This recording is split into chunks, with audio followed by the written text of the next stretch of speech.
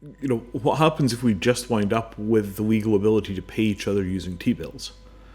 Like if you can use T-bills for electronic payments, at that point you get something which is kind of a super hybrid. It's not exactly a CBDC because it's not cash equivalent. It's not the same as money in a bank account where somebody else is taking the risk. You have a guaranteed rate of return for the government. And that would close practically all the loops because you would suddenly have T-bills in the hands of global retail. And, that basically just cuts out the middlemen completely. Very interesting times. And, why wouldn't the US government do that, right? Dollarization of other economies, petrodollar, eurodollar, all the rest of that kind of stuff. Dollarization of other economies has always been how the US government has subsidized its economy and particularly subsidized its lending. This sudden embrace of crypto isn't coming because they want Bitcoin to compete with the dollar. They have a much better idea, which is the dollar eats the euro and potentially the pound.